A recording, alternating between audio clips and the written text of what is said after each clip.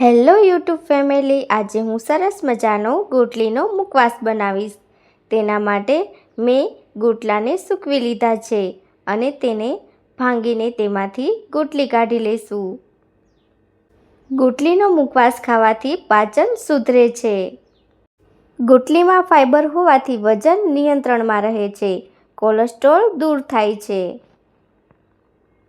ગોટલીનો મુખવાસ ખાવાથી ત્વચા સારી બને છે અને વાળ મજબૂત થાય છે।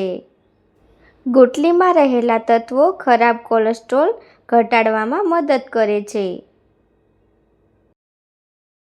બધા જ કેરીના ગોટલામાંથી આવી રીતે ગોટલી તોડીને કાઢી લઈશું અને તેની ઉપરની છાલ ઉખાડી લઈશું।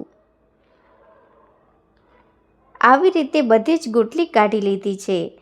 હવે ગોટલીને પાણીમાં નાખી દઈશું। 1 લોટો પાણી ઉમેરીને સરસ રીતે ઉકળવા દઈશું।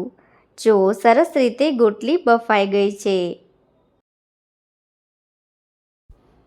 બધી ગોટલીને પાણીમાંથી બહાર કાઢી લઈશું અને તેના પાતળા પાતળા ટુકડા કરી લઈશું। આવી રીતે પતલા પતલા ટુકડા કરીને આપણે 2 દિવસ સુધી સુકવવા દઈશું। 2 દિવસ પછી સુકાઈ જાય એટલે એક તપેલામાં ઘી લઈશું અને ઘીમાં આપણે સંચળ અને મીઠું નાખીને બરાબર રીતે હલાવી લઈશું।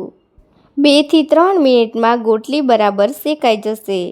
બરાબર રીતે હલાવી લીધા પછી આપણે એક થાળીમાં કાઢી લઈશું।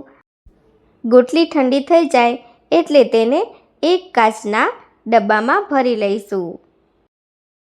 તૈયાર છે આપણો સરસ મજાનો ગોટલીનો મુખવાસ।